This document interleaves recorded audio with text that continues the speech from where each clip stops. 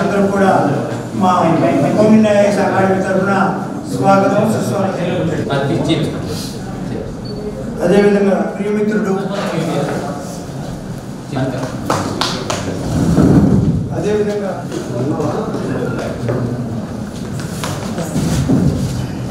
క్లాసులు నడపడానికి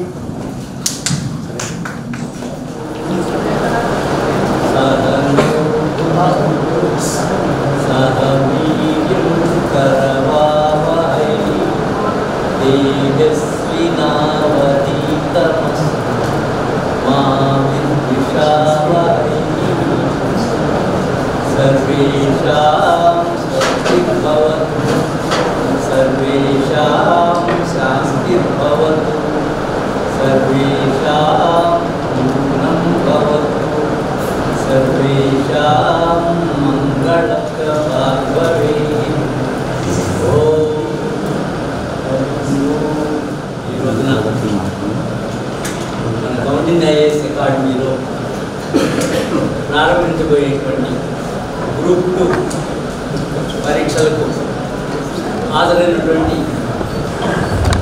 మహానుభులు, వేదిక పైన ఉండేటువంటి మహానుభులు, అలాగే ఈ క్లాసులో ఇక్కడ వచ్చి అనేక ప్రాంతాల నుంచి వచ్చినటువంటి మన ప్రేమపూర్వక గౌరవనీయ అతిథులు, అలాగే మన గ్రూప్ 2 పరీక్షలకు ఇక్కడే శిక్షణ పొందాలనేటువంటి వచ్చినటువంటి విద్యార్థి మహాశైలు, వీటన్నిటికంటే మన కాన్సెప్ట్ని డ్రైవ్ చేయడానికి వచ్చినటువంటి అందరూ ఈ ప్రెస్ విలేకరులకు అందరికీ నేను మనస్ఫూర్తిగా నమస్కరిస్తున్నాను. మేము ఒక నలుగురు కలిసి 5 కలిసి 2005లో కౌంటింగ్ ఎడ్యుకేషన్ ట్రస్ట్ అనేటువంటి ట్రస్ట్ ప్రారంభించాం. నాతో పాటు మామూలు సాంబశివరావు గారు, అలాగే జల్లెడి శ్రీనివాసరావు గారు, అలాగే బొబ్బిడి వెంకటేశ్వరరావు గారు, పాత రామపాల్ గారు, వారావు గారు అందరూ కలిసి ఒక ట్రస్ట్ని ప్రారంభించాం. ఆ ట్రస్ట్ యొక్క ముఖ్య ఉద్దేశం ఏంటంటే ప్రతిభ కలిగినటువంటి పేదవాళ్లకు విద్య పైన పూర్తిగా మనం ఏం చేయలేము, కానీ ఒక రకం ప్రోత్సాహ స్కాలర్షిప్ ఇద్దామనేటువంటి ఆలోచన. ఈ ఆలోచన కూడా రావడానికి నేను టీజేపీఎస్ కళాశాలలో దాదాపు 3.5 సంవత్సరాలు లెక్చరర్ గాను, హెడ్ ఆఫ్ ద డిపార్ట్మెంట్ గాను, ప్రిన్సిపాల్ గాను పనిచేయడం, 3.5 దశాబ్దాలు. అప్పుడు మా మిత్రులు, అలాగే మన చైర్పర్సన్ ముంతాజ్ పఠాన్, ఇక్కడ ఇంకా అనేక మంది అక్కడ నాకు పరిచయం కావడం. చాలామంది రిక్షాలకి చదువుకునేవాడు ఉన్నారు, తెలుసు. లక్ష్మణరావు గారికి ఎంతోమందికి వారు సహాయం చేస్తుండేవారు. అలాగే పేపర్ వేసి చదువుకోవడానికి వచ్చేవాడు ఉన్నారు, కూలి పని చేసి చదువుకోవడానికి వచ్చేవాడు. అంతమంది వస్తూ ఉన్నప్పుడు జనరల్గా మాకు విద్యార్థులతోటి బాధ అంటే బాధ, ఒక రకపు అనుబంధం ఉండేది. అది చూసి నేనేదో చేయగలిగినంత సహాయం చేసినా అది చాలదు, అందుకని ఆ సహాయం చాలా గొప్పగా చేయాలనేటువంటి ఆలోచనతో కౌంటింగ్ ఎడ్యుకేషన్ ట్రస్ట్ అనేటువంటి ఒక ట్రస్ట్ని స్థాపించడం జరిగింది 2005లో. ఆ ట్రస్ట్ మొట్టమొదటిగా 1 లక్ష రూపాయలతో ప్రారంభించాము. అది ఇప్పుడు దాదాపు 2.5 కోట్ల రూపాయలకు ఇచ్చింది. ఆ 1 లక్ష రూపాయలు ఏ రోజు బ్యాంకు నుంచి తీయడానికి వీలేదు. దాని నుంచి వచ్చినటువంటి వడ్డీ మాత్రమే పిల్లలకి, ప్రతిభ కలిగినటువంటి పేద పిల్లలకి ప్రోత్సాహ స్కాలర్షిప్లు ఇస్తాము కులమతాలకు అతీతంగా. అలా ఈ 2.5 కోట్ల రూపాయలు కూడాను, అంటే ఆల్మోస్ట్ 2.5 కోట్ల రూపాయలు కూడాను బ్యాంకులో ఎప్పుడు అలాగే పడుకొని ఉంటుంది. దాని గుడ్లు మాత్రమే పొందుతాము, దాన్ని అసలు ఏమి టచ్ కూడా చేయము. అది కౌంటింగ్ ఎడ్యుకేషన్ ట్రస్ట్ అంటే. దానిలోనే ఇప్పటికి 2 రాష్ట్రాల్లోనూ కులమతాలకు అతీతంగా 1,75 లక్షలు ఇవ్వడం కూడా జరిగింది స్కాలర్షిప్. పిహెచ్డి నుంచి 10th క్లాస్ నుంచి పిహెచ్డి వరకు కూడా వీళ్ళందరూ మన దగ్గర ఉన్నారు, తీసుకున్నారు. ఎలా మనం ఇవ్వడమే కాకుండా ఈ కౌంటింగ్ ఎడ్యుకేషన్ ట్రస్ట్లో కుల మతాలకు అతీతంగా ఇచ్చినటువంటి వాళ్ళు చాలామంది ఉన్నారు. దాంట్లో కుల మతాలకే కాదు, ఈ రాష్ట్రానికి మించి వేరే రాష్ట్రాల నుంచి కూడాను ఈ స్కాలర్షిప్లకి, అలాగే దీని విరాళాలకి తీసుకొచ్చినటువంటి మన సాంబశివరావు గారు దాదాపు 10-12 రాష్ట్రాల నుంచి ఆయన అనేక మంది దగ్గర ఈ స్కాలర్షిప్. ఇలా మనం ఆ ఫండ్ అలాగే ఉంది. మరి ఎంతమంది ఏం చేస్తున్నారు అసలు కనుక్కుందాం అని వారికి డాక్టర్ కృష్ణ అని ఉండే, కృష్ణ హిందూ కాలేజీలో చేస్తున్నాడు. ఆయనతోటి అందరికీ రిప్లై కార్డ్స్ రాయించాం. రాయిస్తే ఉద్యోగాలు లేవు, ఉంటే తగిన ఉద్యోగాలు లేవు. ఎందుకని ఇంతమంది చదువుకొని కూడా ఎందుకు ఇలా చేస్తున్నారు అనేటువంటి ఒక మరణం సిద్ధమవడం ప్రారంభమైంది. అది 2015లో ఇలా కాదు, మనం ప్రత్యేకమైనటువంటి శిక్షణ ఏర్పాటు చేద్దాం అనేటువంటి ఒక ఇట్లాంటి ఫంక్షన్లోనే ఫ్యామిలీ మీట్లోనే చెప్పడం జరిగింది. ఇది దగ్గర 9 సంవత్సరాలు, 9 నెల. ఎలాగైతే ఒక బిడ్డ పుట్టడానికి 9 నెలలు కావాలో ఆ ఆలోచన పుట్టడానికి ఆలోచన వచ్చింది, కానీ ఆ ఆలోచన రూపుదాల్చడానికి, బిడ్డగా రూపుదాల్చడానికి ఇవాళే జరిగిందనేటువంటి ఈ బిడ్డను పెంచుకోవాలి. ఆ బిడ్డలు ఎవరో కాదు, అనేక మంది పేదవాళ్ళు, అనేక మంది ప్రతిభ ఉండి గ్రామ ప్రాంతాల నుంచి వచ్చి కమ్యూనికేషన్ స్కిల్స్ లేక, మాట్లాడలేక, ఒకవేళ ఇంటర్వ్యూకి వెళ్తే బెరుకుగా ఉండడం, సబ్జెక్ట్ వచ్చినా చెప్పలేకపోవడం, పేదరికం, ఇన్ని రకాల లోపాల నుంచి వచ్చినటువంటి వాళ్ళు ఉద్యోగాలు సంపాదించుకోలేకపోతున్నారు. అలాంటి వారికి శిక్షణ ఇవ్వాలనేటువంటిదే ఈ కౌండిన్య ఐఏఎస్ అకాడమీ. మరి అలాంటి వాళ్ళకి శిక్షణ ఊరికనే వచ్చు కదండి, మీరు నామమాత్రం ఫీజు అని చెప్పారు కదా. మరి ఊరికనే ఎలా ఇస్తా, ఇంత నిర్మాణం చేయాలంటేనే అనేక మంది కాళ్ళు గడ్డాలు పట్టుకున్నాం. కింద మీరు అందరూ చూశారు, దీనికి ఇచ్చినటువంటి వేరు రకాల మనకి ఇచ్చినటువంటి విరాళదాతలను చూశారు. చెప్పలేము, ఫ్యాకల్టీ వచ్చారు, పాప వాళ్ళు ఊరికనే చెప్పనడం భావ్యం కాదు, సబబు కాదు. కానీ హైదరాబాద్ నుంచి రావడం, వీళ్ళు ఏఎస్సీ అని ఆస్పిరెంట్ స్టడీ సర్కిల్లో మన సత్యనారాయణ గారి ఆధ్వర్యంలో అక్కడ జరుగుతుంది. దాదాపు 130 ఉద్యోగాల్లో 132 మంది వస్తే 32 ఉద్యోగాలు ఈ ఆస్పిరెంట్ స్టడీ సర్కిల్ నుంచి వీరి ఆధ్వర్యంలో. అలాంటి స్టాఫ్ మన ఐఏఎస్ అకాడమీకి వచ్చి ఇక్కడే ఉండి ఆ క్లాసులు తీసుకోవడానికి వచ్చారు. వాళ్ళని నేను ప్రత్యేకంగా ఆహ్వానిస్తున్నాను, ప్రత్యేకంగా నమస్కరిస్తున్నాను. ఎందుకంటే మన లక్ష్మణరావు గారు అనడానికి లేదు, ఎందుకంటే అందరినీ ఓన్ చేస్తారు. ఇప్పుడే మా విజయలక్ష్మి అమ్మాయిని చెప్తున్నారు, డాడీ ఒకసారి ఒక ఆర్గనైజేషన్లో మేము చాలామంది యాక్టివ్గా పార్టిసిపేట్ చేసాం, సార్కి వ్యతిరేకంగా పార్టిసిపేట్ చేసినా సరే మాకు కూడా ప్రత్యేకంగా భోజనాలు చెప్పించి ప్రత్యేకంగా ఆయన చేశారు అని చెప్తే అది మా లక్ష్మణరావు గారు. ఇంకా మన డీన్ ఆఫ్ ఎకనామిక్ అఫైర్స్ ఉన్నారు, మొట్టమొదటి నుంచి కూడా వై సత్యనారాయణ గారు. ఇక్కడ బెంగళూరులో ఐఏఎస్ శంకరన్ అకాడమీలో, ఢిల్లీలో, హైదరాబాద్లో అనేక చోట్ల ఆయన ఈ ఐఏఎస్ కోచింగ్కి శిక్షణ ఇచ్చేటువంటి వ్యక్తులు. మొట్టమొదటి మా అబ్బాయి నేను వారి ఇంటికి వెళ్ళి, ఏమండి ఈ ఐఏఎస్ అకాడమీ మనం స్టార్ట్ చేస్తాము, నేను కట్టడం ఇదంతా ఓకే, అసలు ఆలోచన రావడం వేరు, దీన్ని ఏది చదువులు చాలా ఇంపార్టెంట్, ఇంత నిర్మాణం అంతా ఒకటైతే దీంట్లో శిక్షణ మరొకటి, మీరు కనుక అంగీకరిస్తేనే నేను ఈ కార్యక్రమానికి పూనుకుంటాను అంటే ఆ రోజు వారు నాకు ప్రామిస్ చేశారు. తప్పనిసరిగా ప్రామిస్ చేసినట్లుగానే రావడమే కాకుండా మీ అందరికీ తెలుసు అనేక చోట్ల ఆయన ఆఫర్స్ వచ్చారు, అనేక చోట్ల. లేదు ఈవి గారికి నేను వాగ్దానం చేశాను, ఇక్కడ తప్ప మరో చోటికి రానని ఆయన వీటి నుంచి కూర్చొని ఆయన ఆంధ్రనీగా వెళ్ళినా సరే అసలు బాధ్యత తీసుకునేది మన ఐఏఎస్ అకాడమీలో. వారిని నేను ప్రత్యేకంగా నేను వారిని చేస్తున్నాను. మరి అలాగే రవిశంకర్ నారాయణ గారు, అసలు ఆయనకి మొట్టమొదట పరిచయం వాళ్ళ నాన్నగారి ద్వారా. అయితే ఆ పరిచయం తర్వాత మరి వారు జిఎస్టీ చీఫ్ కమిషనర్గా చేశారు ఐఆర్ఎస్ ఇక్కడ కూడా, విజయవాడలో కూడా. వారు కూడా తన సర్వీసెస్ని ఎట్లా చేయాలో చెప్పండి, నేను కావాల్సినప్పుడు వస్తాను చేస్తానని వారు ప్రారంభం చేసుకున్నారు. ముందర కృష్ణవేణి గారితో చెప్పబోయే ముందరగా నా విద్యార్థిని ముంతాజ్ పఠాన్కి నేను ప్రత్యేకంగా ఆమె గురించి చెప్పాలి. ఈ అమ్మాయి నేను లెక్చరర్గా ఉన్నప్పుడు స్టూడెంట్, ప్రిన్సిపాల్గా ఉన్నప్పుడు కూడా స్టూడెంట్. మరి ఒక రోజు మీటింగ్కి వెళ్తే ఈ అమ్మాయి ఒక ప్రత్యేకమైనటువంటి దీంట్లో సీట్లో కూర్చొని ఈ అమ్మాయి ఒక ముఖ్య అతిథిగా కూర్చొని ఉన్నప్పుడు నన్ను కూడా పిలిచారనమాట. వచ్చి ఇలాగే కూర్చుంటే ఏంటి పిల్ల ఇక్కడ కూర్చున్నాను అనుకుంటున్నాను. ఏంటంటే ఆ అమ్మాయి చైర్పర్సన్, డిఫరెంట్లీ ఏబుల్డ్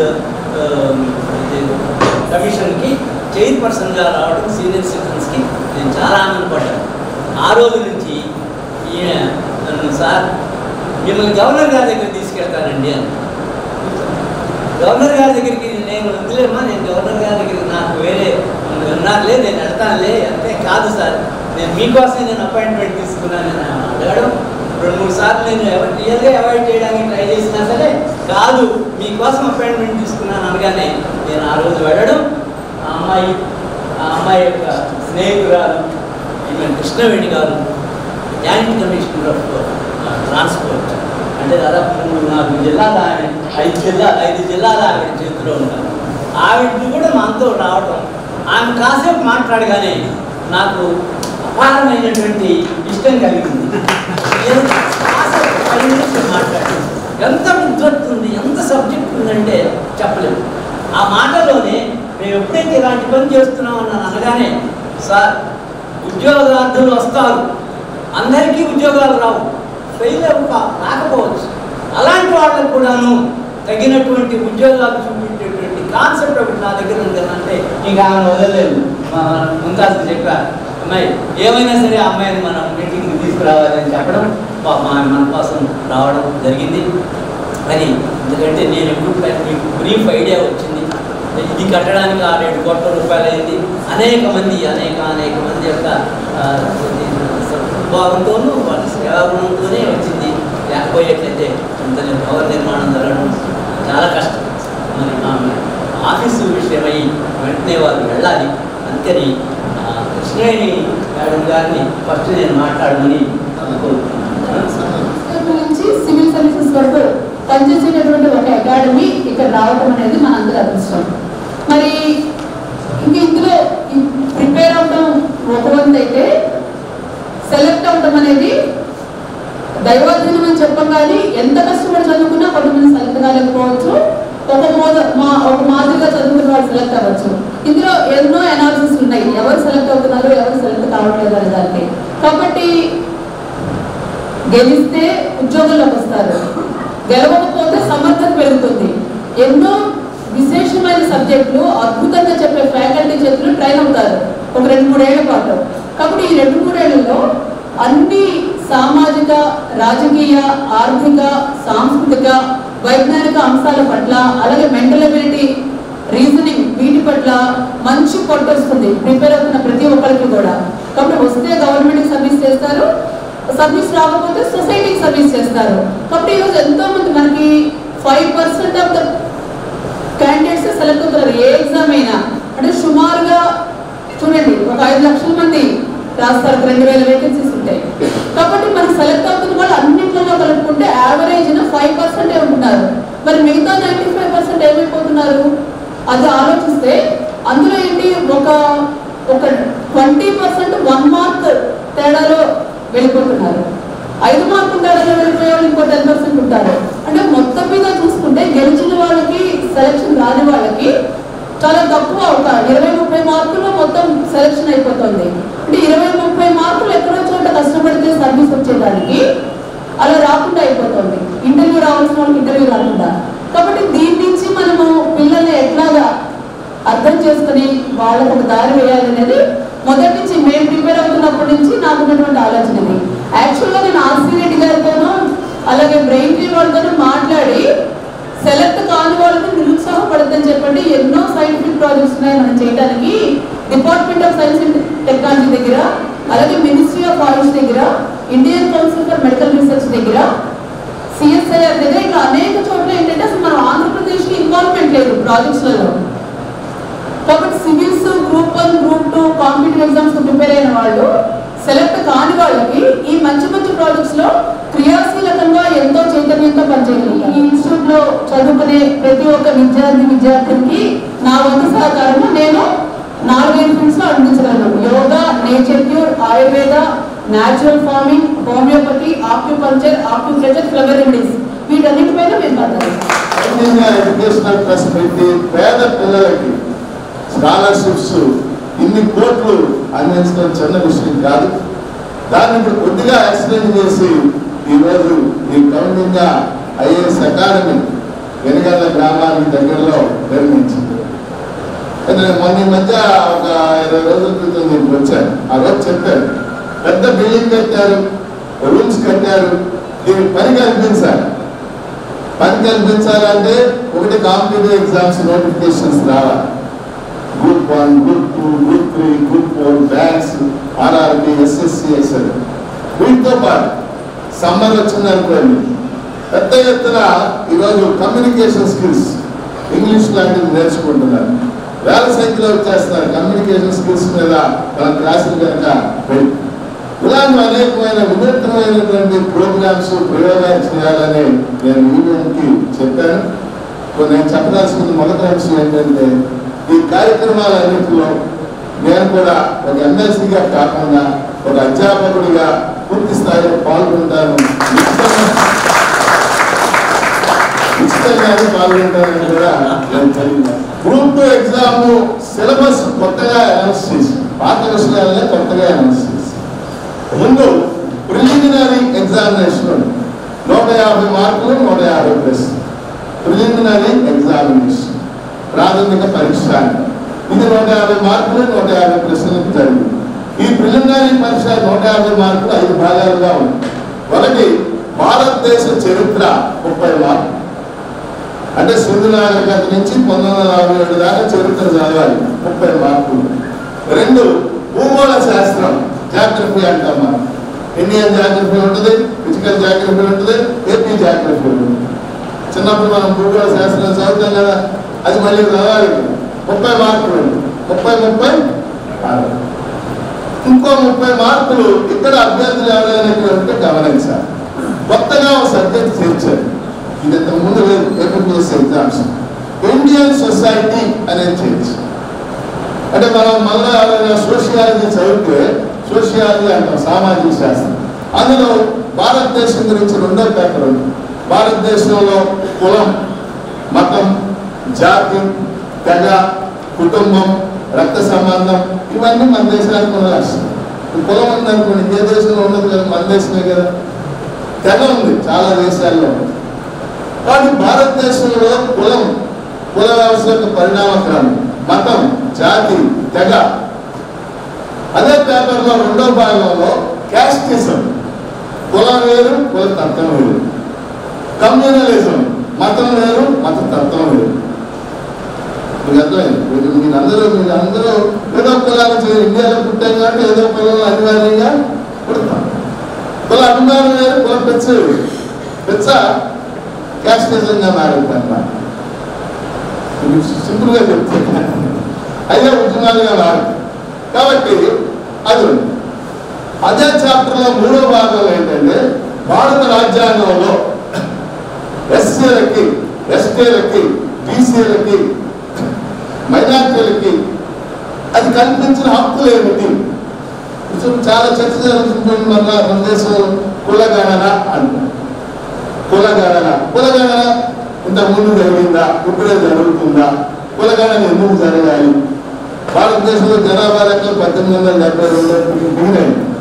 కులగణన 1931 జరిగింది. 1931 జనాభా లెక్కలు కులం ఆధారంగా జరిగింది. అప్పటి నుంచి 10 ఏళ్ళకోసారి జనాభా లెక్క జరుగుతుంది. కానీ ఆ జనాభా లెక్కల్లో ఎస్సీ ఎస్టీలు మాత్రమే లెక్కిస్తున్నారు. మిగిలిన కులాలు బీసీలు ఎంత ఉత్సాహంగా జరుగుతుంది 50% అని. కమ్మకులు ఎంత 4%, రెడ్లు ఎంత 6%, కాపులు ఎంత 8%, బ్రాహ్మణులు ఎంత 1%. ఎవరు చెప్పారు? ఎవరు చెప్పాలి? ఉత్సాహానికి లెక్కలేస్తున్నారు. కాబట్టి 1931 తర్వాత కుల ఆధారంగా లెక్కలు జరగలేదు. కాబట్టి కులగణన జరగాలని ఇప్పుడు పెద్ద డిమాండ్. ఇప్పుడు రాష్ట్ర ప్రభుత్వం 9వ తారీఖు నుంచి కులగణన చేరుతుంది. నేను చేస్తున్న డిమాండ్ ఏంటంటే, జనాభా లెక్కలు కూడా కులగణన ఆధారంగా జరగాలి. ఒక రాష్ట్ర ప్రభుత్వం చేయడం కాదు. మనం ఫస్ట్ టైం బీహార్ ప్రభుత్వం కులగణన చేసింది. ఇలా నా ఫాలో అయ్యాను, ఆశ్చర్యపోయాను. బీసీ జనాభా నేను 52% ఉంటుంది అనుకున్నా. బీహార్ 65.3%, 65% ఎవరున్నారు బీహార్లో? బీసీలు ఓబీసీలే ఉండడం లేదు. కాబట్టి భారత రాజ్యాంగం ఎస్సీలకు ఇచ్చిన హక్కులు ఏమిటి? వాటి ఆర్టికల్స్ ఏంటి? ఆర్టికల్ 313 ఎస్సీలకి ఎస్టీలకి లోక్సభలో సీట్లు ఇవ్వాలి. ఇంకా ఉంటాయి. 335 ఎస్సీలకి ఎస్టీలకి ఉద్యోగాల్లో అవకాశాలు కల్పించాలి. మరి బీసీల గురించి ఏం చెప్పింది? ఆర్టికల్ 340 బీసీలకి అవసరమైనప్పుడల్లా కమిషన్లు వేసి వాళ్ళ ఆర్థిక సామాజిక పరిస్థితి స్టడీ చేయాలి. మీరందరూ మండల్ కమిషన్ పేరు మండల్ కమిషన్ ఆ విధంగానే 340 ప్రకారం ఏర్పడింది. ఇండియాలో మొట్టమొదటి కమిషన్ టాటా కార్యకర్త కమిషన్ ఏర్పడింది 340 ప్రకారం. ఇవన్నీ ఈ చాప్టర్లో చాలా ఇంట్రెస్టింగ్ చాప్టర్. ఒకవేళ ఇక్కడ బ్యాచ్ ఫామ్ అయితే ఆ చాప్టర్ నేనే చెప్తాను స్టూడెంట్స్. సో 30 మార్కులు భారతదేశ చరిత్ర, 30 మార్కులు జాగ్రఫీ, 30 మార్కులు ఇండియన్ సొసైటీ, మరో 30 మార్కులు కరెంట్ అఫైర్స్ అంటే ఇప్పుడు జరుగుతున్న సమకాలీన అంశాలు, 30 మార్కులు రీజనింగ్ అండ్ మెంటలింగ్. ఈ 150 మార్కులకి ప్రిలిమినరీ పరిస్థితి. పేపర్ 1లో మెయిన్స్ లో 75 మార్కులు ఇండియన్ పాలిటీ, 75 మార్కులు ఏమి హిస్టరీ, 75 మార్కులు ఉంది. రెండో పేపర్లో పెద్ద మార్పు చేశారు. ఇది అభ్యర్థులు గమనించి. రెండో పేపర్ ఎలా ఉండేదంటే ఎకానమీ కంప్లీట్ గా మొదటిగా 75 మార్కులు ఇండియన్ ఎకానమీ, 75 మార్కులు ఏపీ ఎకానమీ ఉండేది. అంటే 75 మార్కులు భారతదేశ ఆర్థిక వ్యవస్థ, 75 మార్కులు ఆంధ్రప్రదేశ్ ఆర్థిక వ్యవస్థ ఉంది. ఇప్పుడు దాన్ని కంప్లీట్ గా మార్చి మొదటి 75 మార్కులు ఇండియన్ ఎకానమీ, ఏపీ ఎకానమీ రెండింటిని కనుక ఒక 75 చేసి, రెండో 75 సైన్స్ అండ్ టెక్నాలజీ అనే పార్ట్ పెట్టారు. 5 భాగాలు పెట్టారు సిలబస్. సైన్స్ అండ్ కావాలని దానికి అదే నాకు చాలా మంది ఎకనామిక్స్ లెక్చరర్ ఫోన్ చేసిన అన్యాయం అయిపోతున్నారు. డిమాండ్ ఎక్కువ ఎకనామిక్స్ లెక్చరర్. మీ అన్యాయం గురించి కాదు కదా, ఇది చెప్తాను నేను కూడా. ఎందుకంటే ఆ సిలబస్ లో నేను కూడా ఏం పెట్టాను. ఓకే, అలా సిలబస్ అర్థమైంది కదా. ఇప్పుడున్న అభ్యర్థులకి పేపర్ మెయిన్స్ లో 2 పేపర్లు 2 × 150 300 మార్కులు. 75 AP history, 75 Indian polity, 75 Indian economy and AP economy, 75 science and technology. ఈ 300 మార్కుల ఆధారంగానే ర్యాంక్స్ ఇవ్వబడతాయి. వాటి ఆధారంగానే ఎంపిక జరుగుతాయి. ఇది నాకు తెలిసి సిలబస్ లో వచ్చిన మార్కులు. నేను కూడా ఈ కౌండిన్య ఎడ్యుకేషనల్ ట్రస్ట్ ఆధ్వర్యంలో భవిష్యత్తులో క్లాసులు జరగడానికి, ఆ క్లాసులు తీసుకోవడానికి కూడా నేను హృదయపూర్వకంగా ఇన్వాల్వ్ అవుతానని, ముఖ్యంగా ఈవీఎంకి నేను ప్రత్యేకమైన మన IAS academy coaching centre opening కాకుండా అది ఈరోజు జన్మం అంటే ఈరోజు స్టార్ట్ అయ్యే రోజే కాకుండా ఈ వ్యవస్థని మా అందరినీ నడిపిస్తున్న మా పెద్ద వివి నారాయణ గారి పుట్టినరోజు ఈరోజు.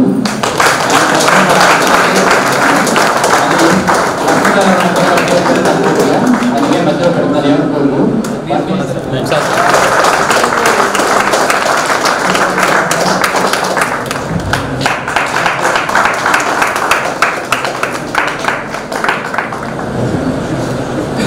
Long live Evian!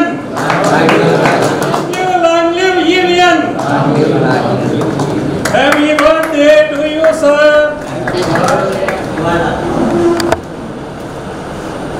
ఈ కౌండిన్య ఐఏఎస్ డిపార్ట్మెంట్ ప్రారంభంలో ఆత్మీయులందరి సమక్షంలో పుట్టినరోజు జరపడం అనేటువంటిది చాలా ఆనందకరమైనటువంటి విషయం.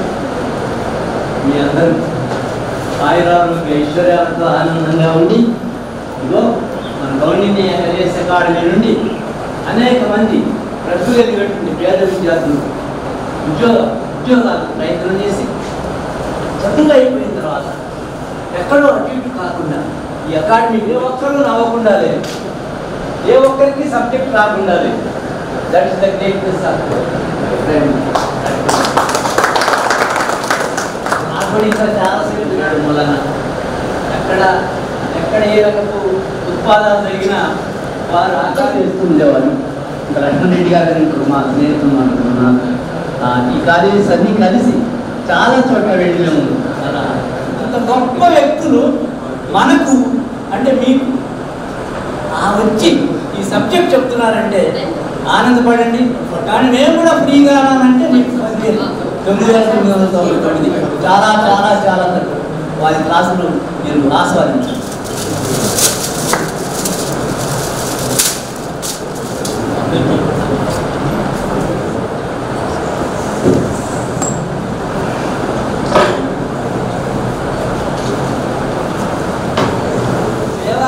సేవా దృక్పథంతో రావడమే కాకుండా ఈ పుస్తకాలన్నీ మీకు ఉచితంగా పంచమని నాకు ఇవ్వడం, ఈ అవకాశాన్ని మీరు అందరూ కూడా సద్వినియోగపరచుకోవాలి.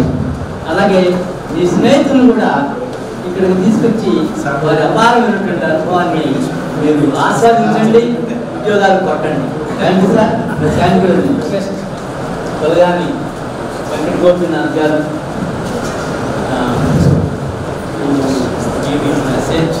ఐ థింక్ ఇప్పుడు మంచి కోచింగ్ ఫెసిలిటీస్ కమిట్మెంట్ ఉంటే ఎక్కడికైనా వస్తారు. నేను అడగడం లేదు, విజయవాడ గుర్తు మధ్యలో ఉంది, పెద్ద విషయం కాదు.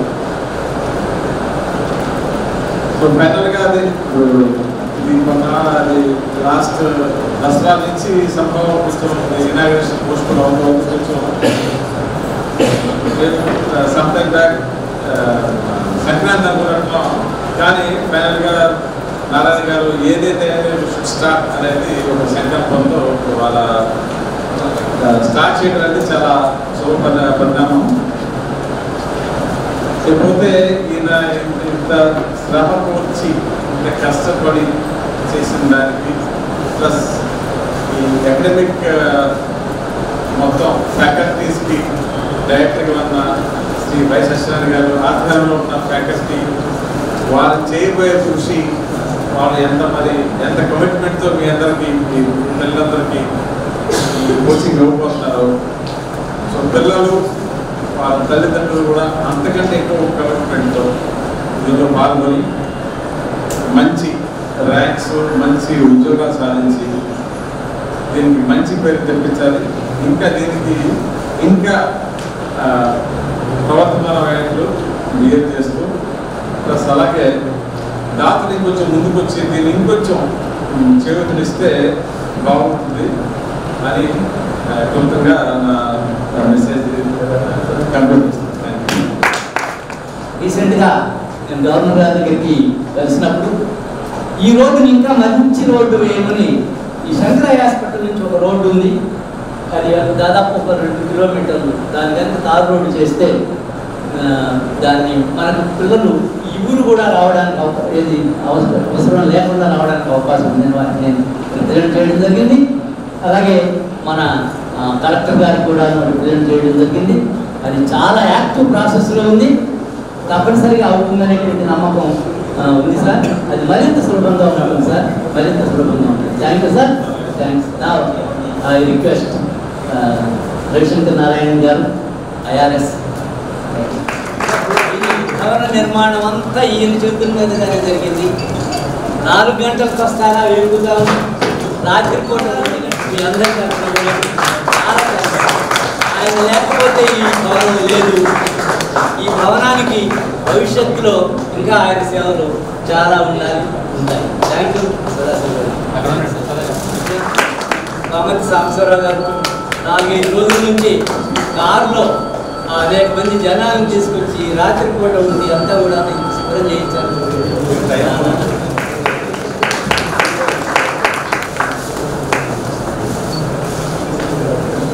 కాలేజెస్, అన్ని రకాల కాలేజెస్, ఇంజనీరింగ్, డిగ్రీ కాలేజెస్ ఉన్నాయి. అసలు నష్టం కాదు, వెహికల్ వేసుకున్నారంటే 5 నిమిషాలు వెళ్ళిపోతారు. అక్కడ ఒక పోస్టు ఉన్నా కానీ రాయాలి, సాధించాలి, అంటే డిటర్మినేషన్ ఉండాలి, కాన్ఫిడెన్స్ ఉండాలి.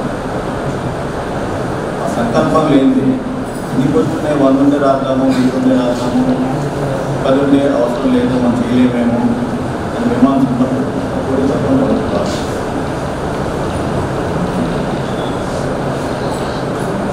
అదృష్టం అంటే అదృష్టవంతులంటే అదృష్టం తలుపు దక్కినప్పుడు దాన్ని తెరవగలిగిన వాడు ఆ అవకాశాన్ని సద్వినియోగపరచుకోగలిగినటువంటి వాడే అదృష్టం. ఈ కౌండిన్య ఐఏఎస్ అకాడమీ ద్వారా జరుగుతున్నటువంటి ఈ గ్రూప్ 2 నియామక పరీక్షలు తర్ఫీదు కార్యక్రమం అదృష్టం. దీనిని ఎవరైతే సద్వినియోగపరచుకోగలుగుతారో వాళ్ళ అదృష్టం.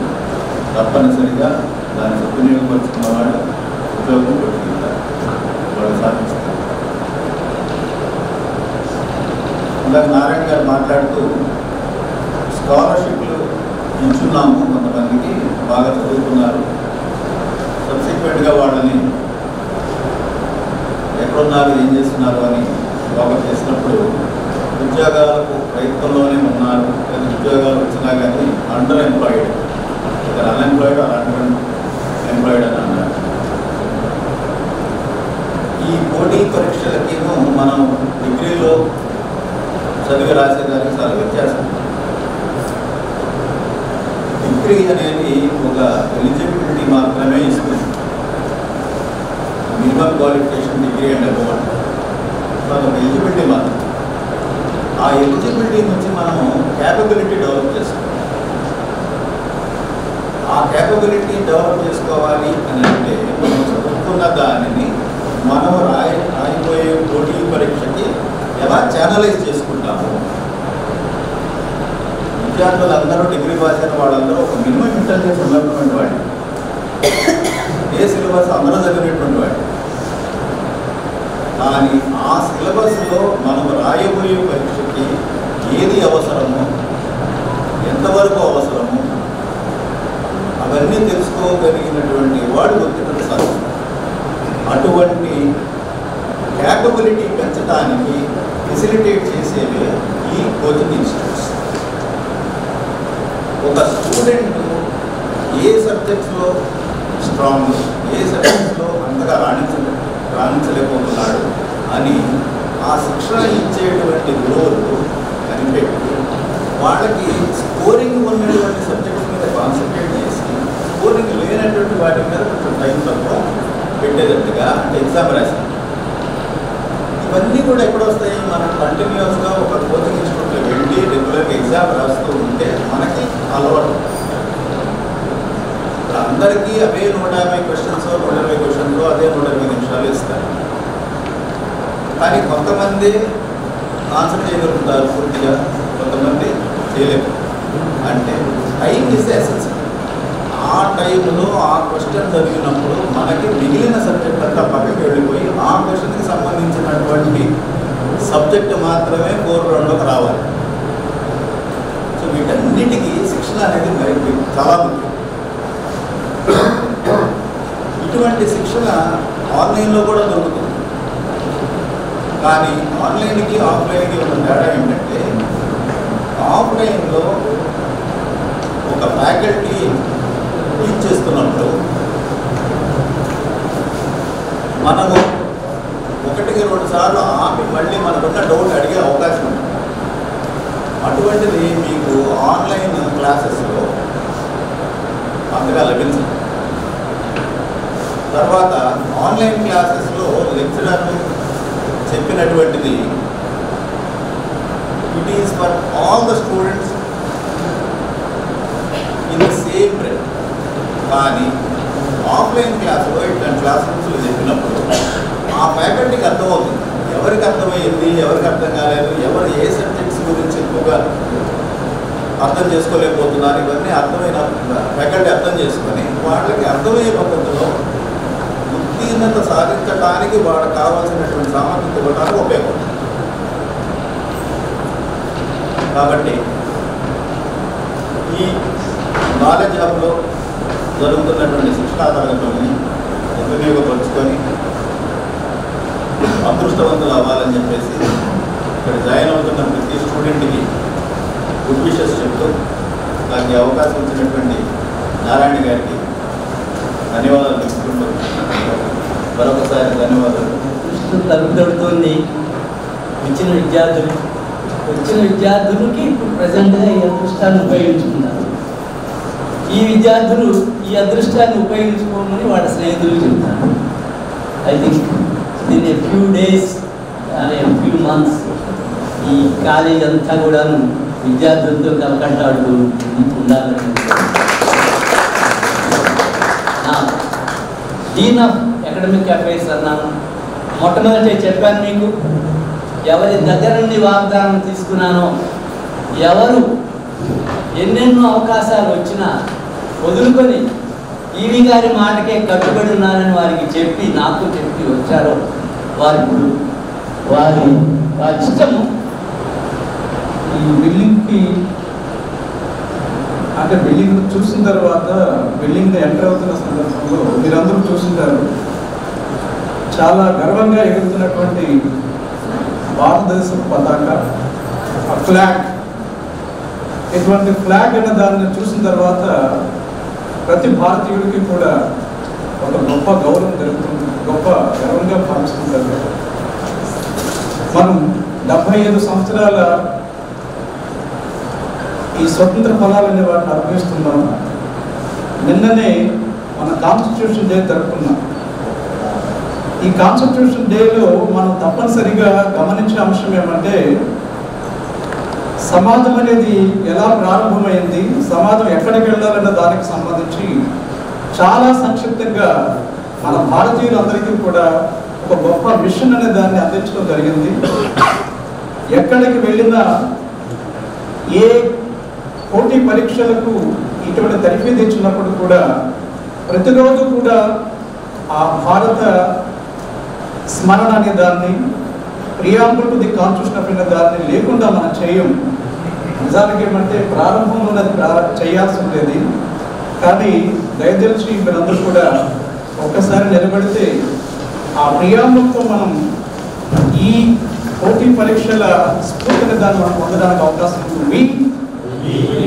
The people of India, having solemnly resolved to constitute India into a sovereign, socialist, secular, democratic, liberty of thought, expression, belief, the dignity of the individual, the unity and the integrity of the nation.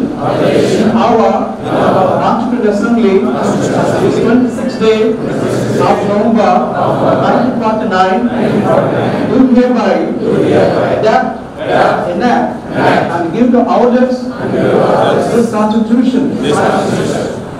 సాధారణంగా Victor Hugo అనే ఒక గొప్ప రచయిత ఏం చెప్పాడంటే, in idea who's time has come అంటే ఏమిటి, ఒక మంచి భావన, ఆ భావన దానికి కాలం అనేది కలిసి రావాలి.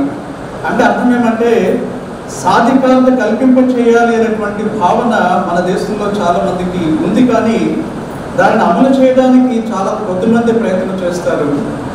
మరి మన ఈవి నారాయణ గారి ఆధ్వర్యంలో ఇక్కడున్నటువంటి చాలా మంది ప్రముఖులు మరి వారికి ఉన్నటువంటి ధనాన్ని, కాలాన్ని, అలాగే వాటిన మేధా సంపత్తిని కూడా ఇక్కడ కలగలిపి రేపు రాబోయే సమాజానికి వారు గొప్ప మార్గదర్శిగా చేస్తున్నారు.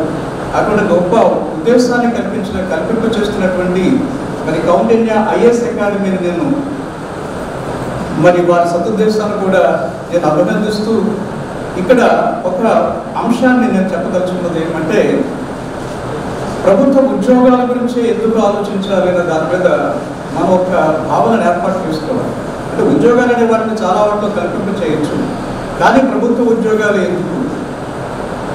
ఈ ప్రభుత్వ ఉద్యోగాలు ఎందుకు అనేటప్పుడు మనం చూసేటువంటిది ఏమంటే, లైఫ్ అనే దాన్ని ఏ విధంగా మనం ఫుల్ఫిల్ చేసుకోవాలి, దానికి ఒక ఆకృతిగా కూడా ఈ ప్రభుత్వ ఉద్యోగాలు పనిచేస్తుంటాయి. నేను ఒక విలేజ్ నుంచి వచ్చాను. సాధారణంగా గ్రామాల నుంచి వచ్చిన వారికి తగినటువంటి మరి మార్గదర్శకత్వం కానీ లేక వారిని ప్రోత్సహించేటువంటి అంశాలు కానీ చాలా తక్కువగా ఉంటాయి.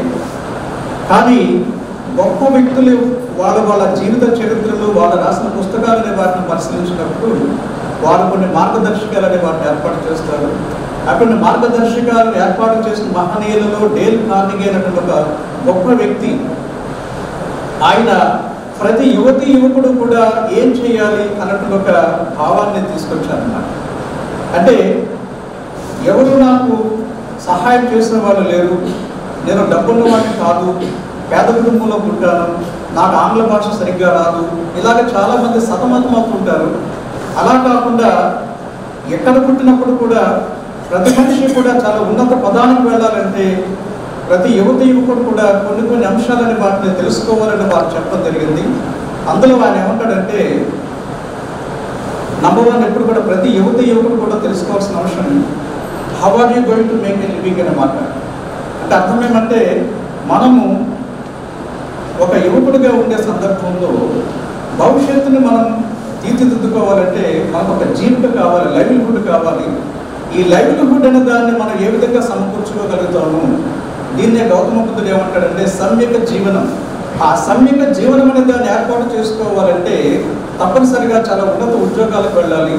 దాన్నే డాక్టర్ అంబేద్కర్ ఏం చెప్తారంటే, ఏ వ్యక్తి అయినా సరే చాలా ఉన్నతంగా ఉండాలంటే రెండు అంశాలు చాలా ముఖ్యం. ఒకటి గొప్ప విద్య కావాలి, రెండవది ఉన్నత ఉద్యోగం కావాలని చెప్తారు.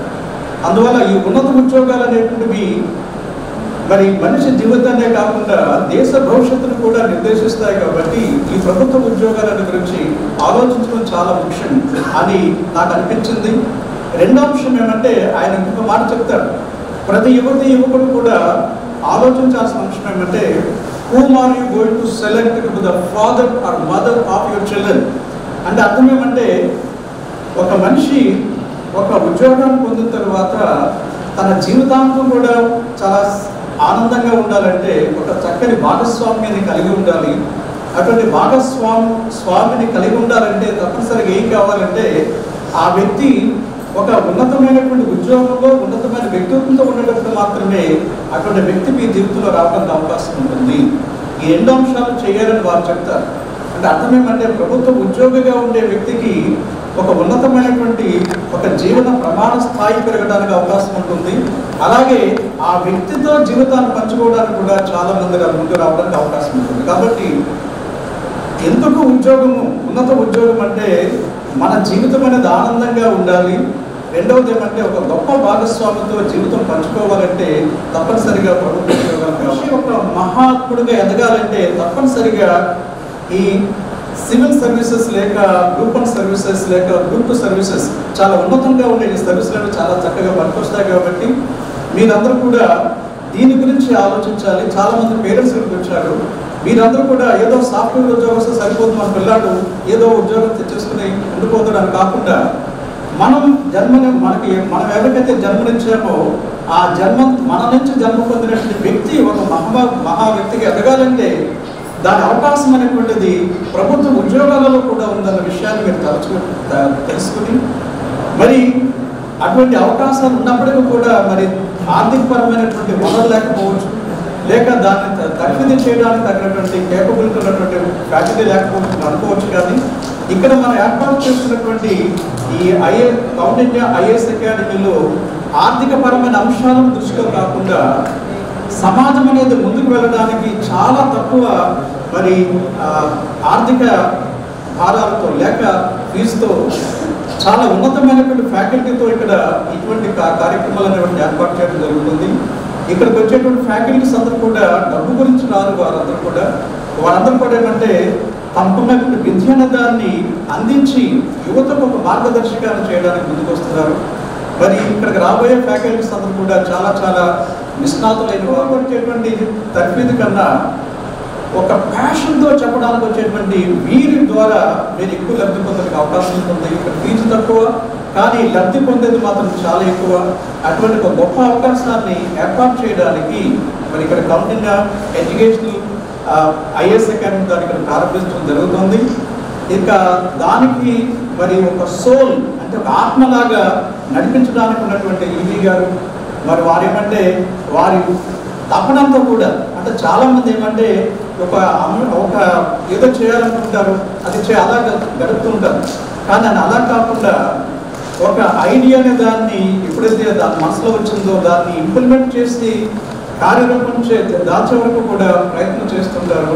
కాబట్టి ఇంకా జనవరిలో ప్రారంభిద్దామన్నటువంటి అకాడమీని చాలా ముందుగానే ప్రారంభం చేయడానికి కారణం ఏమంటే వారిలో ఉన్నటువంటి కార్యదీక్ష యువకులు కూడా ఇటువంటి ఈ సంస్థ ఆ విధంగా ఉండగలదని ఆశిస్తూ నాకు ఈ అవకాశం కలుగుతుంది. మీ అందరికీ కూడా ధన్యవాదాలు.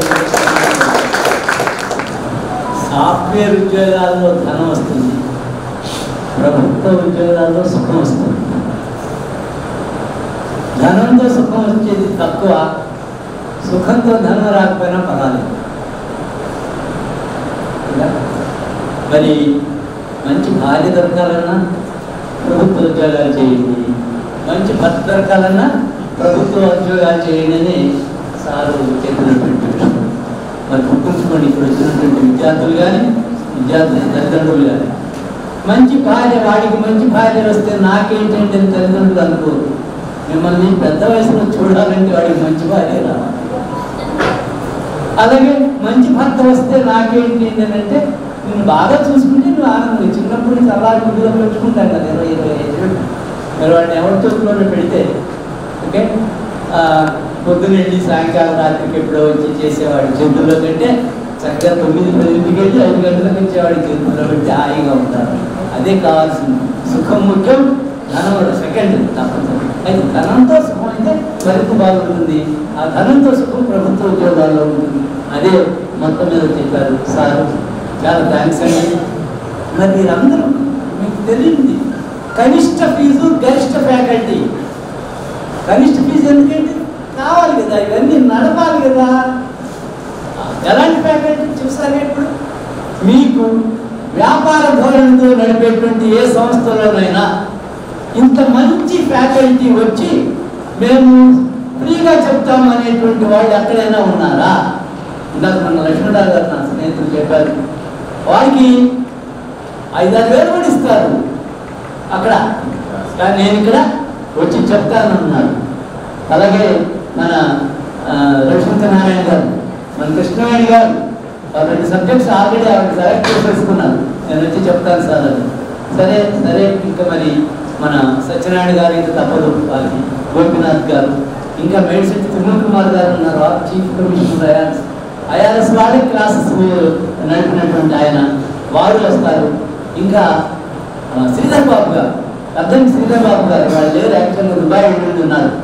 వారు చాలామంది క్లాసెస్, వారు కూడా ఇక్కడికి వస్తారు. ఇలాంటి మంచి అవకాశాన్ని సద్వినియోగం పరుచుకుంటే మన రవిశంకరనారాయణ గారు ఉన్నట్లుగా అదృష్టం వచ్చినప్పుడు తలుపు తెరవడం, లేదా తలుపు మూస్తే మీ ఇష్టం. మీరు తలుపు తెరిచి బాగా అభివృద్ధి చెందాలనేటువంటి లక్ష్యంతోనే ఈ ఐఏఎస్ అకాడమీ ప్రారంభం అనేటువంటిది జరిగింది. సత్యనారాయణ సార్తో నేను ఒక 15 ఏళ్ళ నుంచి ప్రయాణం జరుగుతుంది. నేను తన సార్కి నేను ఒక శిష్యుడిని, తర్వాత నేను కూడా ఒక గురువులాగా జరిగి నేను ఎంతోమంది స్టూడెంట్ని సపోర్ట్ చేస్తున్నాను. సత్యనారాయణ సార్ సపోర్ట్తో కూడా నేను చాలా మంది సపోర్ట్ చేస్తున్నాను అన్నమాట. అండ్ సత్యనారాయణ సార్ చూస్తే నేను I say it's always is on mission. So ఇది ఆల్వేస్ ఆన్ మిషన్. కాకపోతే ఆ మిషన్లో కూడా మధ్యలో సార్ నన్ను పిలిచి కూడా అడిగారు, సందీప్ నా మిషన్తో పాటు I'm also a part of one more mission. సార్కి చాలా పెద్ద విజన్ ఉంది అని అన్నారు. సో ఈవి నారాయణ సార్ యొక్క విజన్ చెప్పారు. So sir is also with mission అన్నారు. సో సార్ అడిగింది ఏంటంటే లెట్స్ వర్క్ టుగెదర్, సార్ కూడా కావాల్సిన సపోర్ట్ మనం చేయాలి. సో మీరు ఇక్కడ కంప్లీట్గా మీరు ఫ్యాకల్టీ ఏదైతే ఉన్నారో వాళ్ళందరినీ మీరు తీసుకోండి, మంచి మంచి క్వాలిటీ ఫ్యాకల్టీని ఫిక్స్ చేసుకోండి, దాంతోపాటు ప్రాపర్గా కోర్స్ డిజైన్ చేయండి అని అడిగారు. అండ్ నేను ఎప్పుడు నాకు తెలియకుండా ఏం చెప్తానంటే, ఒకటి గ్రూప్ 2 ప్రిపరేషన్ కోసం మేము ఇనీషియల్గా వెయిట్ చేసినట్టే ప్రిలిమినరీ ఎగ్జామ్ కోసం దిస్ ఇస్ ఫర్ నాకు సార్ లక్ష్మణరావు సార్ చెప్పినట్టు ఇట్ ఇస్ 150 మార్క్స్. సో దానికోసం we plan for about 10 weeks class room programme. సో ఆ 10 weeksలో every week class room programme జరుగుతూ పాటు వీక్లీ ఎగ్జామ్స్ జరుగుతుంటాయి. And apart from that weekly exams class room programme అయిన తర్వాత బిఫోర్ యువర్ ప్రిలిమినరీ ఎగ్జామ్ మళ్ళీ ఒక కంప్లీట్ టెస్ట్ సిరీస్ కూడా ప్లాన్ చేసేసాము. సో మొత్తం స్కెడ్యూల్ కూడా మొత్తం రెడీ చేసి నేను సత్యనారాయణ సార్కి వినారాయణ సార్ కూడా షేర్ చేస్తానండి. సో ఆ ప్రకారంగా క్లాసెస్ జరుగుతున్నాయండి. దీంట్లో ఏంటంటే నేను స్పెసిఫిక్గా నాకు కానీ సత్యనారాయణ సార్కి ఇద్దరం ఒకటే అనుకుంటాం ఏంటంటే క్వాలిటీ. సో క్వాలిటేటివ్ ఫ్యాకల్టీని పిక్ చేయాలనుకుంటాం ఎప్పుడు. సో అలాగే we are also part of other institute in Hyderabad. So అక్కడ రిజల్ట్ మేము చూసాం కూడా ఏంటంటే క్వాలిటేటివ్ ఫ్యాకల్టీ ఉంటే ప్రాపర్ సపోర్ట్ ఉంటుంది కాబట్టి. సో రీసెంట్గా ఏపీఎస్సీ గ్రూప్ 1లో 2022 రిజల్ట్స్లో అవుట్ ఆఫ్ ఆల్మోస్ట్ 110 పోస్ట్ డైరెక్ట్గా మేము మెంటర్షిప్ చేసి మేము సపోర్ట్ చేసిన స్టూడెంట్స్ 22 స్టూడెంట్స్ సెలెక్ట్ అయ్యారు రీసెంట్గా గ్రూప్ 1 స్టూడెంట్స్. అది కాకుండా మళ్ళీ ఇంకొక 10 to 12 మెంబర్స్ ఏమో ఓన్లీ ఫర్ ఇంటర్వ్యూ వచ్చారు. సో వాళ్ళకి ఇంటర్వ్యూ సపోర్ట్ మాత్రం చేసాం, మిగతా వాళ్ళకి మాత్రం కంప్లీట్ సపోర్ట్ ఇచ్చాము. సో వాళ్ళు అలాగా 22 మెంబర్స్ సెలెక్ట్ అయ్యారు. సో అలాగా ఇందాక సార్ చెప్పినట్టు టోటల్ 32 సెలెక్షన్స్, 33 యాక్చువల్లీ 33 సెలెక్షన్స్ వచ్చినాయి. సో అలాంటి టీమ్నే పెట్టి, క్వాలిటేటివ్ టీమ్ని పెట్టి ఇక్కడ కూడా క్లాసెస్ రన్ చేయాలని అనుకుంటున్నాము. సో ఆ క్లాసెస్తో పాటు ఏంటంటే జనరల్ క్లాసెస్తో కాకుండా ఇంకా రవిశంకర్ సార్ కూడా చెప్పారు, క్లాసెస్ ఒకటి వినడం కాదు, క్వశ్చన్స్ ప్రాక్టీస్, ఆ క్వశ్చన్ ఎలా అడుగుతున్నారు కూడా చాలా ఇంపార్టెంట్. సో మేము కూడా ఇప్పుడు ఫోకస్ చేసేది ఏంటంటే test as much as you can with your objective questions. So before you go to your main exam మీరు మనం చేయాల్సింది ఏంటంటే maximum amount of objective questions practice చేయడం. సో ఆ maximum amount of objective questions practice చేసినట్టు weekly exams and after entire course మొత్తం class room programme అనేది test series. So ఇలాంటివన్నీ ప్లాన్ చేసాము. దాని తర్వాత main exam class room programme కూడా ఉంటుంది. సో ఇది నేను చెప్దాం అనుకున్నాను. నేను చెప్పాను Kaundinya IAS academy plus Poona వాళ్ళే పుట్టింది. ఈ పుట్టిన కూర్ని పెంచి పెద్ద చేసే బాధ్యత అకాడమిక్ ఫ్యాకల్టీ, అంతేగా పెంచి పెద్ద చేసే బాధ్యత, పాలించి పెద్ద చేసే బాధ్యత తల్లిలాగా తండ్రి ఇతర విషయాలు చూసుకుంటారు. నేను తండ్రి అని చెప్పలేను కానీ ఆ పాత్ర పోషించడానికి ప్రయత్నిస్తాను మా వారందరూ సహాయ సహకారాలతో. బట్ ఆ పిల్లల్ని, ఈ పిల్లల్ని, మన దగ్గరకు వచ్చేటువంటి పిల్లల్ని అతి తక్కువ కాలంలో మీరు ఉన్నటువంటి అపారం, దాదాపు 20 సంవత్సరాల నుంచి దీంట్లో ఉన్నటువంటి అపారమైనటువంటి అనుభవంతో కేవలం ఇక్కడ ధనమే ఆస్పెక్ట్ లేదు, మీరు చూశారు. మనకి దగ్గరకు వచ్చిన పిల్లలు ఎలా అయినా సరే ఉద్యోగం సంపాదించి తీరాలనేటువంటి ఒక ఆర్థిక తప్ప మరొకటి లేదు మనకు. ఐఏఎస్ కౌండిన్యుడు భారత ఆర్య సంస్కృతిని ఆగ్నేయాసియా, తూర్పాసియా దేశాల్లో వ్యాపింపజేసిన వాడు కౌండిన్యుడు. మన దగ్గర ఇక్కడైతే మనుస్మృతి, పర్షాల స్మృతి ఎలా ఉన్నాయో, మన విఘ్నేశ్వర స్మృతి ఎలా ఉన్నాయో హైందవ ధర్మానికి ప్రమాణంగా ఆగ్నేయ ఆసియా దేశాల్లో ఆయన సంస్కృతిని పాటిస్తారు, ఆయన స్మృతిని పాటిస్తారు. మరి ఇంకొక రోజు ఏంటంటే ఇవాళ పూర్తి స్థాయి పౌర్ణమి ఉంది, ఫుల్ మూన్ డే. ఇవాళ ఎవరి పుట్టినరోజు? గురు నానక్జీ పుట్టినరోజు. గురు నానక్జీ నాకు ఏ మతమైనా సరే ఏదైనా నాకు మంచిది కావాలని ప్రతి మత సమావేశానికి అటెండ్ అవుతాను, ఎందుకంటే నేను భారతీయుని. కాబట్టి ప్రతి ప్రపంచంలో ఒకే ఒక సంస్కృతి ఉంటుంది. మన భారతదేశంలో ఎన్ని సంస్కృతులు ఉన్నాయి? ప్రాయంగా 4 సంస్కృతులు ఉన్నాయి, పెద్ద సంస్కృతులు. అదే కాకుండా ఎంఎన్ శ్రీనివాసన్, మూడంబై నరసింహాచార్య శ్రీనివాసన్, ఆయన రాసినటువంటి బుక్లో Indian culture our life style ఉంటుంది. సార్కు తెలిసి ఉంటుంది, ఎందుకంటే సార్ దాని నుంచి ఆయనకు సంబంధం ఉంది. మన భారతదేశంలో 327 సంస్కృతులు ఉన్నాయి. భాషలు ఎన్ని ఉన్నాయి? 1652 భాషలు ఉన్నాయి. పండుగలు ఎన్ని ఉన్నాయి? 320 పండుగలు ఉన్నాయి. అంత పుష్కలమైనటువంటి సంస్కృతిలో పుట్టడము చాలా అదృష్టం. ప్రతి వారిని గౌరవిస్తాం.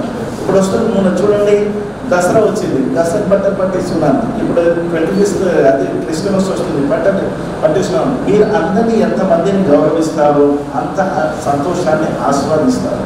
కానీ మడికట్టుకొని ఏదో చిన్నగా ఒక నూతి కప్పదాకా ఉంటే మనం అంతవరకే ఉంటాం. కాబట్టి సార్ నేను 3 విషయాలు చెప్పాలనుకున్నాను. ఏంటంటే ఒకటి పువ్వు, రెండవది పండు, మూడవది భూమి. దానికన్నా ముందు మనిషి పుట్టినప్పటి నుంచి ఒక బాధ్యతతో పుడతాడు. వాడు తను ఎంత గౌరవంగా బతుకుతాడో ఇతరులకు కూడా అంత గౌరవంగా చూడవలసిన బాధ్యత అతని నైతిక బాధ్యతగా, దాని గురుతర బాధ్యత. ఎందుకంటే ప్రతి మనిషిలో ఒక గొప్పతనం ఉంటుంది. మీరు చూడండి, చిన్నగా ప్రతి ఒక్కరికి అన్ని విషయాలు రావు, అన్ని విషయాలు ఎవరు చెప్పలేరు. కానీ ఇక్కడ విషయాన్ని నేను అప్పటి నుంచి గమనిస్తున్నాను. వాళ్ళందరూ మాట్లాడిన దాంట్లో ఎంతో వేదాంతం ఉంది, వాస్తవికత ఉంది, అనుభవం ఉంది, అనుభవ సారం ఉంది. కాబట్టి మనం గ్రహించాల్సిన టాలెంట్ ఉంటుంది. ఆ టాలెంట్ పట్టుకొని ఆ టాలెంట్ నుంచి ఎదిగిన వాళ్ళతోటి ఎవరైతే సలహా తీసుకుంటారో వాళ్ళు జీవితంలో విజయం సాధిస్తారు. కాబట్టి ఈ విషయాన్ని అర్థం చేసుకోండి. మా సహకారం ఉంటుంది, మీకు ఎలా ఉంటుంది దాని తర్వాత మీరే చూస్తారు. కాబట్టి ఎంతో గొప్పవారు ఈ మంది ఎంతో మంది, కొంతమంది వచ్చారు వెళ్ళిపోయారు, స్టూడెంట్స్ కూడా వస్తారు, మూట వేసుకుని వెళ్ళిపోయారు, మూట వేసుకుని వచ్చారు వెళ్ళిపోయారు అంటారు. కానీ ఇక్కడ నేను చెప్పలేను అన్నమాట. ఎంతో గొప్పవారు. మీ కుటుంబాన్ని కూడా నేను చూసినప్పుడు నాకు అర్థం ఏమైందంటే ఒక సాంస్కృతికంగా పెంచారు. తల్లిదండ్రులు ఈ దేశానికి చేయవలసినటువంటి గొప్ప సేవ ఏంటంటే ఒక బాధ్యతాయుతమైనటువంటి సిటిజన్ అందించాలా. ఆ దేశము ఎప్పుడే ముందుగా అకాడమీ అన్నట్టు ఎదగడంలో ప్రతి వారి సహకారం ఉండాలని ఆశిస్తూ థ్యాంక్ యూ వెరీ మచ్. అందరికీ మరోసారి రేపటి నుంచి వారి తరగతులే ప్రప్రథమంగా కంటిన్యూ అయ్యేవి. ఇక్కడ వచ్చినటువంటి విద్యార్థులు వారి దగ్గరికి వెళ్ళి ప్రశ్నలు అడిగి, ప్రశ్నలు లేకుండా అడగడం కాదు, ప్రశ్నలు అడిగి తగినటువంటి సందేహాలు తీర్చుకొని మీరు లబ్ధి పొందేటువంటి ప్రయత్నం చేయండి. చాలా థ్యాంక్స్ అండి. ఇప్పుడు ఉపేంద్ర గారు, వారు మినిస్టర్ ఆఫ్ ట్రైబల్ వెల్ఫేర్ పల్లె ఉపేంద్ర బాబు గారు దాంట్లో డెప్యూటీ సెక్రటరీగా చేశారు. వారు కూడా వారి సందేశాన్ని ఎన్ని సంవత్సరాలు కష్టపడి ఎంతో ఆలోచించి వారు ఈ స్థితికి తీసుకొచ్చిన తర్వాత ఉన్నదాన్ని ఉపయోగించుకోవడం నేర్చుకోవాల్సిన అవసరం మనందరి మీద బాధ్యతగా భావించాలి. మనం దాన్ని అవలంబించాలి. ఈ వయసులో ఇంటర్మీడియట్ నుంచి డిగ్రీ వరకు ఆ వయసు అనేది రెండు దారులు చూపిస్తుంది. ఒకటి చెడు దారి చూపిస్తారు, ఒకటి మంచి దారి చూపిస్తారు. చెడు దారిని ఒక 4-5 years కనుక మనం కష్టపడి ఆ చెడు దారి వదిలిపెట్టి మంచి దారిలో పోతే మిగతా జీవితం అంతా గౌరవంగా ఆనందంగా కొందరికి ఉపయోగపడేలా జీవితం ఏర్పడుతుంది. కాబట్టి మంచి దారి చూడాలని అందరూ మంచి మీద పోయి మీరు బాగుపడుతూ మన సంఘాన్ని మన దేశాన్ని అభివృద్ధిలోకి తీసుకురావాలని కోరుకోవడం ఒకటి. మీరు కూడా సత్యనారాయణ సార్ చేసిన గౌడ విద్యావంతుల వేదికను కూడా పెట్టాము హైదరాబాద్. దానికి ఈ ఇన్స్పిరేషన్తోనే మనం చేయాలి. మన గౌడ హాస్టల్లో చాలా 500 మంది ఉన్నారు, ఏం చేయలేకపోతున్నాం, మనం ఏదో చేయాలి అని ప్రపణ పడుతూ ఒక గ్రూప్ మేము తయారు చేసాము. సార్ మీద పోయేసి అక్కడ ఒక 400 మందిలో వాళ్ళు ఎవరు ముందుకు రావట్లేదు, సిగ్గుపడుతున్నారు, మాకు తెలియలేని మనం పిలుస్తున్నారు. ఏదన్నా మీరు రాండి, ఎగ్జామ్ రాయండి అని చెప్పి ఆడవాళ్ళని మగవాళ్ళని కలిపి ఒక 40-50 మంది తీసుకొచ్చేసి టెస్ట్ పెడితే they got very good marks. వాళ్ళు భయపడ్డారు, ఎగ్జామ్ రాయడానికి ఇంకా పోయారు, but they got very good marks. So వాళ్ళకి ధైర్యం వచ్చింది. వాళ్ళకి మేము విద్యావంతుల వేదిక నుంచి గౌడ హాస్టల్స్ కొంత కాంట్రిబ్యూట్ చేసేసి వాళ్ళని కోచింగ్ పంపిస్తున్నాము. సో అట్లీస్ట్ ఒక 5% 10% మన కమ్యూనిటీ కనుక బయటకు రాగలిగితే వాళ్ళ ఉన్నత విద్య వల్ల వాళ్ళు తిరిగి సొసైటీకి ఉపయోగపడతారు. ఆ విధంగా కులం అభివృద్ధి అవుతుంది, కులంలో గౌరవం దొరుకుతుంది. మన జీవిత లక్ష్యం ఏంటి? ఆనందంగా గౌరవంగా బతుకుతూ దేశానికి మన సొసైటీకి ఉపయోగపడే మన లక్ష్యంగా మార్చుకున్నాం. కాబట్టి ఆ పని కూడా అక్కడ చేశాం మేము. సో ఇవి కూడా మీరు ఈ పెద్ద పని టేకప్ చేసినప్పుడు అందరూ కూడా సద్వినియోగం చేసుకొని దీన్ని అందరూ ఎదగాలని, అందరూ ఆనందంగా ఉండాలని కోరుకుంటూ thank you very much for giving అవకాశం. లిమిటివ్ స్టేజ్ నుంచి వచ్చిన నాకు ఇలాంటి సదుపాయాలు ఉన్నట్టయితే నేను కూడా ఎంతవరకు వెళ్ళేవాళ్ళం అని ఇప్పుడు నాకు ఒక అసూయగా ఉంది. అప్పుడు ఇది ఏం కాదు, మరి మా సమాజంలో కొద్దిగా అవకాశం ఇల్లేదైతే ఇంకా నాతో పాటు ఇంకా బాగా తీసుకొచ్చుకోలేము అని ఒక అసూయగా ఉంది. కానీ ఆయనకి ఇలాంటి అభిప్రాయం రావడం ఎంతమంది ఈయన ఉద్దేశంతో చాలా పైకి వచ్చి చాలా సాధించిన వాళ్ళు వాళ్ళని చూస్తుంటే ఆయనకి సంతృప్తి ఉంటుంది, చేసినాక కూడా సంతృప్తి ఉంటుంది. చాలామంది కొంతమంది మర్చిపోతారు ఎన్నో డిస్కషన్ వచ్చి లాభం పొందిన తర్వాత. బట్ మనకి ఎథిక్స్ కూడా నేర్పాల్సిన అవసరం ఉంటుంది. ఇక్కడి నుంచి నేర్చుకునే వాళ్ళు they owe to something to the institute, parent institute. They should at least try to develop the parent institute in their future. అదొకటి. తర్వాత I don't know how I help to the institute. నేను ఢిల్లీ యూనివర్సిటీలో ఫిజిక్స్లో ప్రొఫెసర్గా పనిచేశాను. ఫిజిక్స్లో science. I do not know how much it is helpful to the IIS Academy, but I have some right from the beginning, I have some attitude to develop సంఘాన్ని కాస్త పైకి తీసుకురావాలనే ఉద్దేశం, అట్లీస్ట్ రూరల్ పీపుల్ పైకి తీసుకురావాలనే ఉద్దేశం నాకు మొట్టమొదటి నుంచి ఉండేది. ఎందుకంటే నేను కూడా అక్కడ ఆ స్టేజ్ చాలా గైడింగ్ ఫోర్స్ అనమాట. ఆ గైడింగ్ ఫోర్స్ ఆయన ఉన్నప్పుడు మనం కూడా ఈ స్టేజ్లో ఉన్నాం కదా అనిపిస్తుంది. ఈ స్టేజ్లో ఆయన నుంచి మనం చాలా నేర్చుకోవాల్సినది, తర్వాత ముందుకు తీసుకెళ్లాల్సినది. ఆంధ్రప్రదేశ్లో ఒక ఐఏఎస్ అకాడమీ ఉందంటే ఫస్ట్ మన IAS academy, found India IAS academy అనేది నేను గర్వంగా చెప్పగలుగుతాను. ఎందుకంటే ఆంధ్రప్రదేశ్లో ఎక్కడ లేదు ఐఏఎస్ అకాడమీ. ఫస్ట్ మా గురువుగారైనా ఈరోజు ఒక చిన్న మొక్కలాగా నాటారు. అందులో ఒక మొక్కలాగా ఎదిగి ఒక వృక్షంలాగా అయ్యి అందులో ప్రతి ఒక్కళ్ళు స్టూడెంట్ ఒక పెద్ద పెద్ద ఐఏఎస్ ఆఫీసర్లు అయ్యి చిన్న స్థాయి నుంచి పై స్థాయికి ఎదగాలని కోరుకుంటున్నాను. ప్రతి ఒక్కళ్ళు ఎదిగి కూడా ప్రజలకు సేవ చేయాలని కోరుకుంటున్నాను. మన ఆంధ్రప్రదేశ్ కాదు, మన ఇండియా వైజ్గా వెళ్ళాలని కోరుకుంటున్నాను. అలాగే మా సార్ గారు టీజీపీఎస్లో నేను చదివినప్పుడు గురువు గారు నేను చాలా అభిమానించేదాన్ని, సార్ని నేను ఫాలో అయ్యేదాన్ని కూడా. ఎందుకంటే సార్ చెప్పే లెక్చరర్స్ కానీ ఆ సబ్జెక్ట్ కానీ నాకు చాలా బాగా నచ్చేది. ఎకనామిక్స్ చెప్పేవాళ్ళు, ఎకనామిక్స్ కూడా నేను చదవాలని ఒక తపనతో నేను సార్ని ఫాలో అయ్యేదాన్ని. సార్ గారు వెళ్తున్నప్పుడు నేను ప్రిన్సిపల్గా రిటైర్ అయిపోయి చాలా ఫీల్ అయ్యేదాన్ని. సార్కి చాలా సంవత్సరాల క్రితం మొన్న నేను ఆంధ్రప్రదేశ్కి అలాగే నా సేవలను నచ్చి ఒక సేవ చేయడానికి ఆంధ్రప్రదేశ్కి ఒక మంచి అవకాశం కల్పించినందుకు మన ఆంధ్రప్రదేశ్ రాష్ట్ర ముఖ్యమంత్రి వర్యులు గౌరవనీయులు శ్రీ వైఎస్ జగన్మోహన్ రెడ్డి గారు నాకు డైరెక్ట్గా అపాయింట్ చేసుకున్నారు. ఆంధ్రప్రదేశ్కి ఒక డిఫరెంట్ ఏబుల్ అండ్ సీనియర్ సిటిజన్కి ఒక కార్పొరేషన్లో చైర్పర్సన్గా నియమించారు. నేను కూడా ఒక సామాన్య కుటుంబం నుంచి వచ్చాను. నేను కూడా సోషల్ సర్వీస్ చేసుకుంటూ నేను కూడా నేను ఎంఏ పొలిటికల్ సైన్స్ చదివాను. PGDCA higher grade, typing higher grade, నేను షార్ట్ ఫిల్మ్ కూడా నేర్చుకున్నాను. కానీ నాకు సేవ చేయడం అనేది చాలా ఇష్టం అనమాట. చిన్న చిన్న ఉద్యోగాలు వచ్చినా కూడా నేను పట్టించుకోలేదు. నాకు సేవ చేయడం అనేది ఒక తపనతో నేను సేవ చేశాను. ఆ సేవ గుర్తించి జగనన్న నాకు ఒక ఆంధ్రప్రదేశ్కి ఒక చైర్పర్సన్గా నియమించారు. చాలా సంతోషంగా భావిస్తున్నాను. ఈ కొన్ని ప్రోగ్రాంలో సార్ని నేను కలిశాను.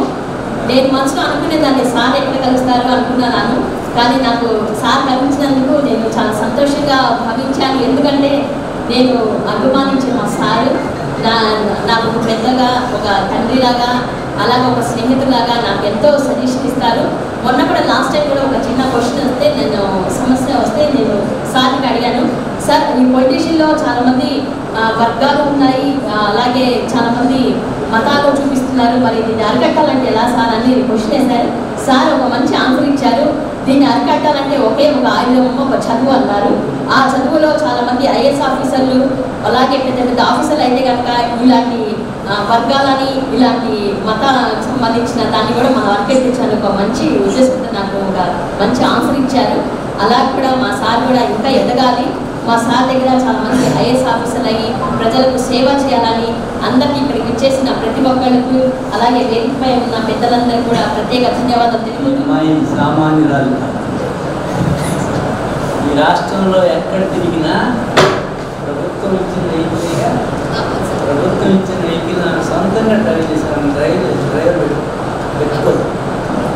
అంటే జీవితం అంటే ఛాలెంజ్ అనేటువంటి ఛాలెంజ్కి ప్రతిగా మన పిల్లల్లో ఎవరైనా కూడా ఇక్కడ జాగ్రత్త తెలుగు లిటరేచర్తో సివిల్స్ రాసే వాళ్ళంటే నేను ఆ సబ్జెక్ట్ టీచ్ చేయగలను. ఒక్క నిమిషము. ఇప్పుడు ఏంటంటే ఇంత దూరం చాలా మంది చాలా ప్రదేశాల నుంచి స్టూడెంట్స్ కానీ అందరూ వస్తూ ఉంటారు. అప్పుడు అందరూ సేఫ్ కండిషన్లో డ్రైవ్ చేసి ఎటువంటి రహదారి ప్రమాదాలకి గురవ్వకుండా వాహనాలు నడపాలనేది మా డిపార్ట్మెంట్ లక్ష్యము. ఒక చిన్న ఫ్లెక్స్ తీసుకుందామని అందరూ ఒకసారి చెప్పండి. రహదారి భద్రతా ఉద్యమము సఫర్ safety always for all roads and human beings. అవగాహనలో భాగంగా నేను ప్రజా రహదారులను వినియోగించినప్పుడు ఎవరిది ఒప్పు ఎవరిది తప్పు అని ఆలోచించక ప్రమాదం జరగకూడదు అనే ధ్యేయంతో ఉంటానని దుర్వ్యసనాల జోలికి వెళ్ళి వాహనాన్ని నడపనని ఇతర రహదారి వినియోగదారులను నా బంధుమిత్రులుగా భావించి వారికి ఇబ్బంది కలిగించే రీతిలో ప్రవర్తించనని మరియు క్షతగాత్రులైన వారిని గుడ్ సమారిటన్ ప్రిన్సిపల్స్ ప్రకారము దగ్గరలో ఉన్న హాస్పిటల్లో జాయిన్ చేసి వారికి సేవలు అందేటట్టు చూస్తానని ప్రతిజ్ఞ చేయించున్నాను. Thank you so much.